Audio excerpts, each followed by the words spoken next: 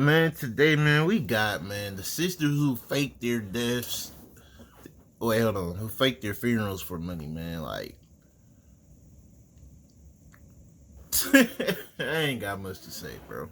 Like, that shit's fucking pathetic and fucking ridiculous. That is so fucking ridiculous, bro. And not only that, bro, I don't get how people let themselves get big like that, bro. Like, dead ass. How do you let yourself, bro? How do you let yourself go like that, bro? Like, I don't get it. I don't get it, man. I really don't, bro. Like I said, man, I ain't finna speak our ear off, man. I'm finna just get straight to it, man.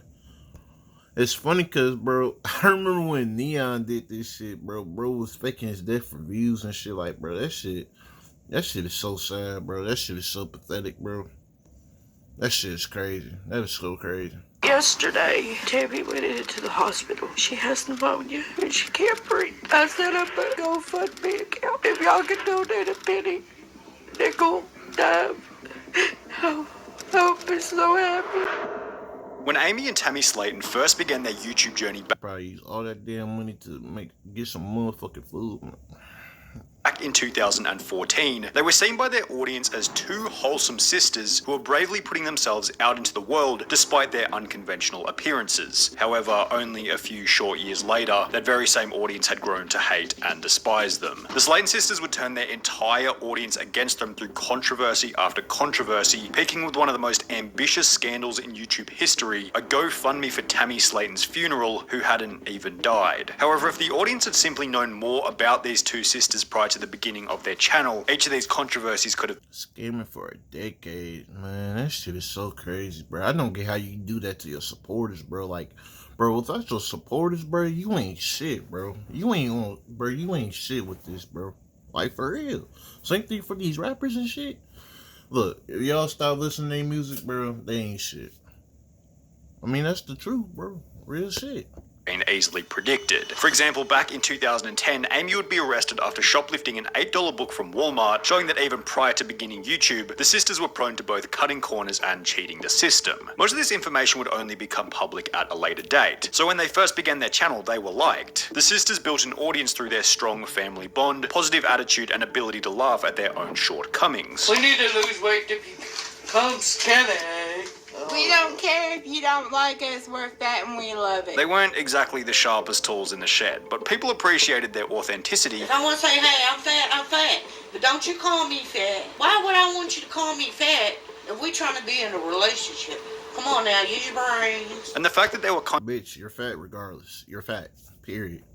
End of the sentence. What the fuck? Like, what the fuck is you talking about, bro? They're doing YouTube for themselves. It didn't seem like they were trying to impress anyone. Love when a girl isn't afraid to be herself. I applaud you. Finally, a real person doing a review. Love it. Keep them coming. I love her so much. She always has such a positive, fun, relaxing vibe. The Slayton sisters would receive their first big break after posting a video titled Chubby Bunny Challenge, which would go on to gain a view count in the millions. However, when examining the video's thumbnail and dislike ratio, it was pretty obvious that it had gone viral as a result of people watching to laugh at their physical appearances.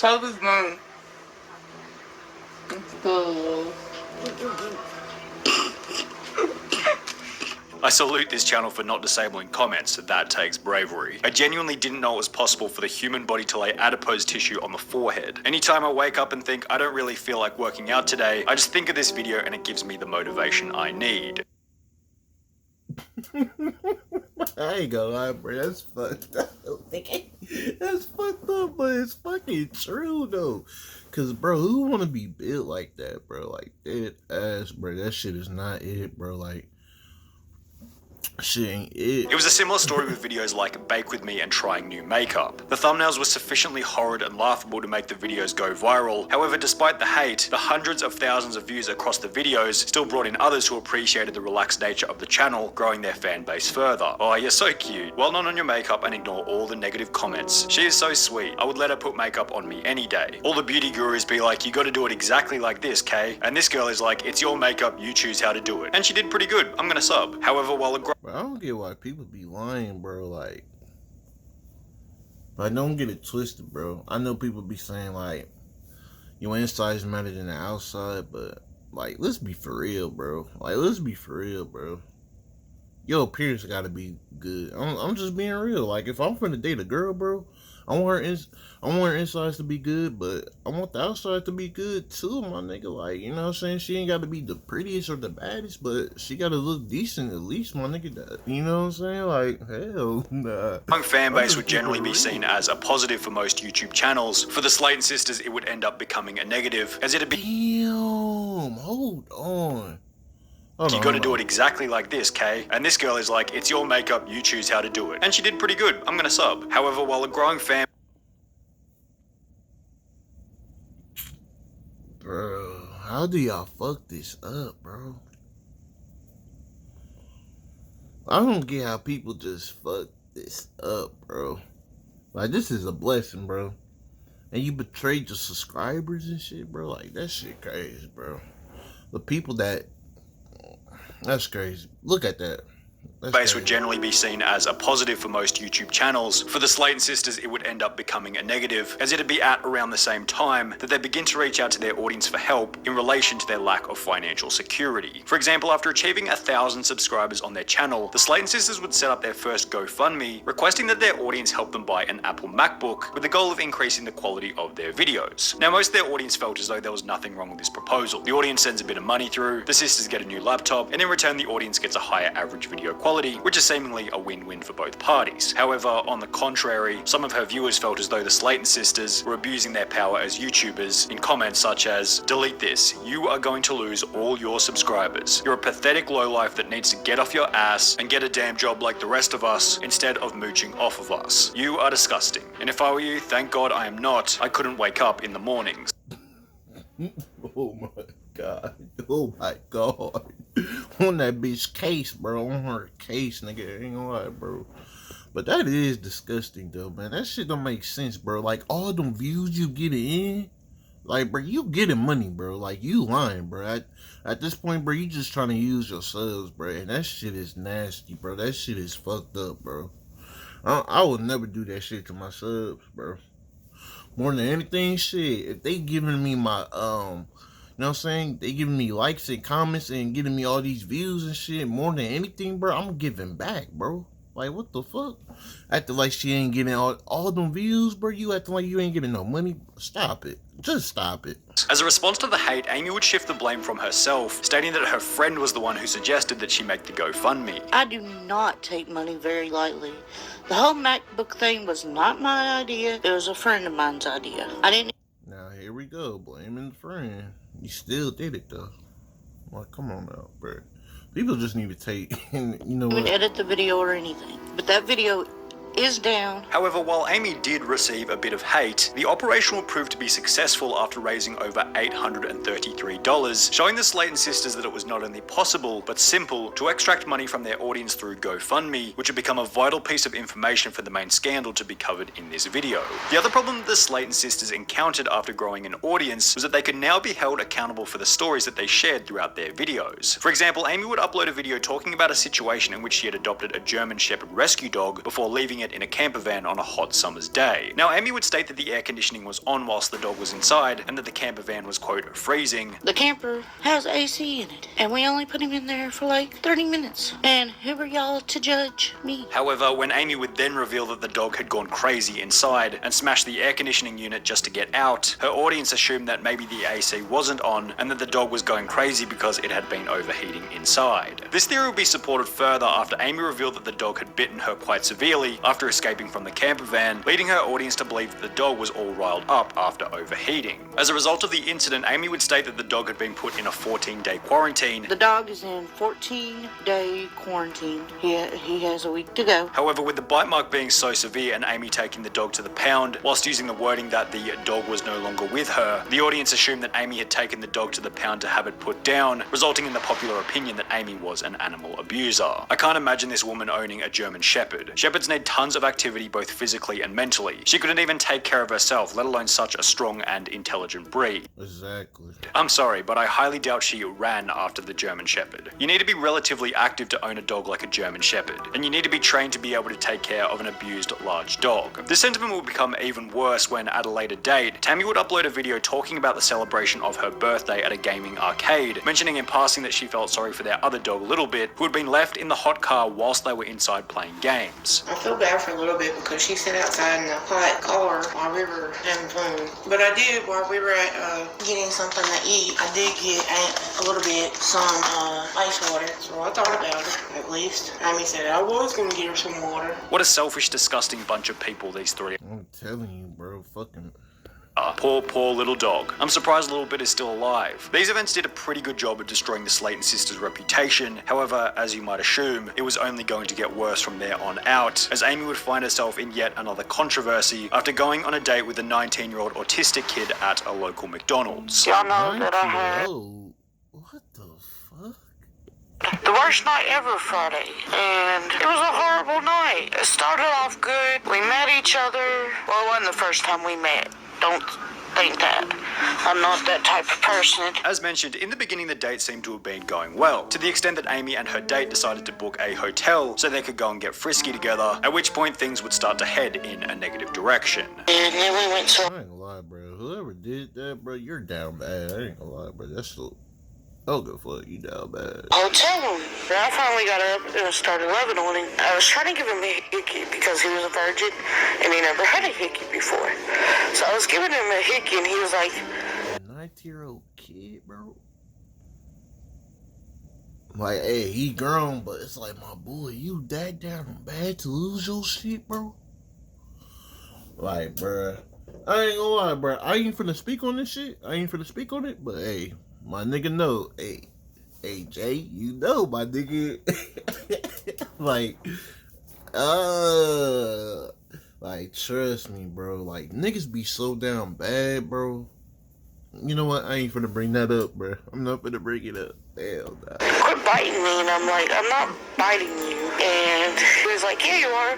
So I bit him. After biting her date and assumably scaring him off during the intimate moment, he would take to Facebook, posting a status written in an ancient hillbilly dialect, which will receive a response from Amy about the size of his penis.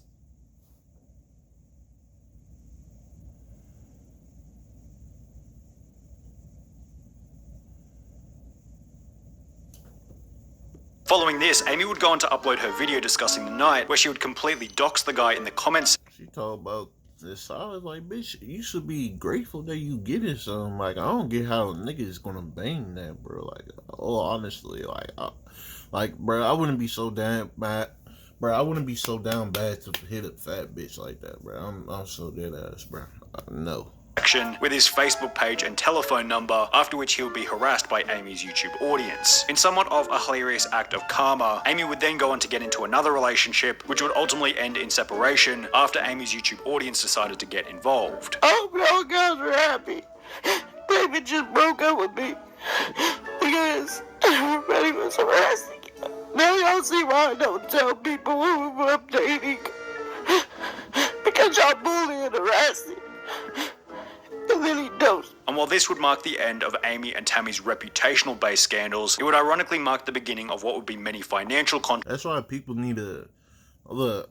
I'm talking about outside, bro. That's why people need to keep their relationship to themselves and not put it on camera and shit, bro. Because that's what people gonna do, bro. I realize that, bro. There's gonna be negativity with these comments and shit. If you can't fucking handle it, bro, then you can't be a YouTuber, bro. Like, real shit, bro. Because you're gonna see all that hate and comments, bro. All that negativity and shit, bro. Like, for real, bro. You just gotta move past it, bro. Like, real shit.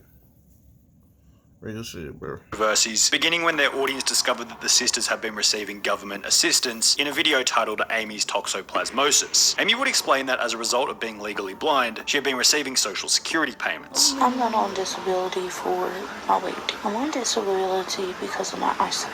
It would then be revealed later that Tammy was also receiving disability payments for her morbid obesity, which would result in backlash from her audience, stating that they were rorting the system by receiving money from both the government and their job as YouTubers. In addition addition to receiving money from these two sources, they also began to make money from selling merch, before many would claim that this was also a scam. The merch site was suspicious from the very beginning and read as follows. If you purchase Tammy's merch, you'll be added to a private group chat with Tammy. To purchase, head over to the donate section and donate the appropriate amount, $35 for t-shirts, $50 for hoodies, then head to the contact section and email us with the email you used to make the purchase. The reason that the Slayton sisters requested for purchasers to donate the appropriate amount became pretty obvious. They're definitely scamming the tax system and sliding money to Tammy so she can stay on disability from what it seems. I support a good side hustle, but this one is super shady. What the hell kind of sketchy ass website is this? I just donate my money and hope to God I get something in return? No tracking or proof of purchase? Refunds? No thank you. This feels like a way to scam the IRS somehow. I didn't sell anything, people donated. It got worse when fans would come to realize that the sisters hadn't been paying the artists who had completed the designs for the merch. A representative for Tammy would take to Instagram stating, all people who make artwork don't ask to get paid, but to simply get a follow or notice by Tammy. Most of the artwork on the website right now was designed by @blank, our website designer, and @blank again. However, apparently this wasn't the arrangement made with the artists. In an article written about the scam by Showbiz Cheat Sheet, it was mentioned that at least one artist has claimed they requested their art not be used without payment, and have since been blocked and have had their artwork misattributed to someone else. This artist would take to Instagram in a post reading, I wasn't being unfair at all, just saying how my artwork is being passed off as someone else's when I spent time doing it, and I've now been blocked yet my design is still up on your website, not really fair at all. All I wanted was credit for it, that's all. As a result of this scandal, Tammy's TikTok with over 1 million followers, on which she had promoted her merch, will be permanently banned. However, there's still Fucking disgusting human beings, bro. I don't get, bro. I don't get how you fuck this shit up, bro. That's what happens, man. People true colors show, man. Real shit, bro. You literally got great ass support. I can't even talk right now. You got great fucking subscribers, supporters, bro. You getting all these views, bro. And you fuck it up like this. doesn't make it True people colors, the most man. notorious That shit controversy in the Slayton sisters' history, bringing us to the infamous funeral scam. It began when Tammy, who was the heavier of the two sisters, fell over in the bathroom before waking up the following day without the ability to breathe. I woke up and I couldn't breathe. Like that. Like I really couldn't breathe. And after being rushed to hospital, it would be discovered that Tammy had contracted pneumonia. I went to the hospital in the ambulance. Took x-rays and a couple hours went by and they told me I had pneumonia and I was going to have to stay in the hospital. Whilst in the hospital, Tammy's condition would worsen, leading her to pass out for 3.5 weeks whilst on life support, during which Amy would begin the GoFundMe. Now, to Amy's credit, it probably was pretty scary having your overweight, unhealthy sister on life support for over 3 weeks. However, to begin planning for the funeral before she had even died was almost comically pessimistic, which would become even funny when Amy stated that the money was to fund Tammy's triple-size extra-large coffin. With Tammy being so big, if something does happen, her coffin is gonna cost them more because they have to triple the size of the coffin. Whilst mentioning that Tammy was on a medical card, however, the amount of money it provided would not be enough to cover the funeral. She is on a medical card. The medical cards will not cover all of the bills. So this GoFundMe account will be for Tammy's funeral if she dies. So please find it in your heart to donate. The GoFundMe itself, which would raise a total of $818, read, "This fund is for if anything was to happen to her, will go to her funeral. If she makes it through this, the money will stay there or go to her hospital bills that insurance won't pay. I won't ask, but I don't know what else to do. Please help us, even if it's cents. Thank you and may God bless you." Now, if Amy had approached the situation from the angle of we're just doing this to cover the hospital bills and left it at that, there probably wouldn't have even been any backlash. However, since she had put so much weight on the possibility of death, and people had donated assuming that she was going to die, when she would return to the videos a few weeks later laughing, joking, and eating junk food as if nothing had ever happened. What a bastard. What bastards, man. Fucking sorry, motherfuckers.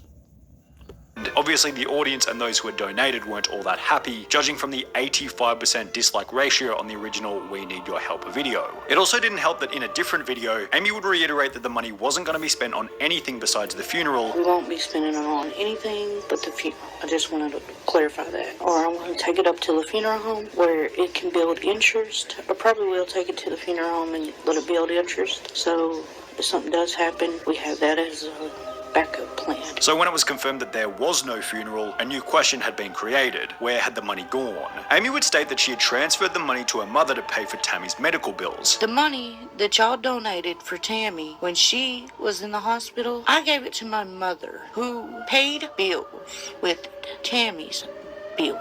Regardless if that's what she used the money for or not, that's what I did with it. I gave it to my mother, who paid bills. However, when her audience would ask her to prove it, she'd state that it was her mother's responsibility to provide the receipts. My mom is trying to find the receipts, but if she can't find them, that's on mom, not me. Then in another video stating that the receipts had been thrown out completely. I know I've been wrong. I should not throw receipts away, but in my head I wasn't thinking, well, these receipts might come to... No, because you're fucking lying, bro. You're fucking disgusting, bro.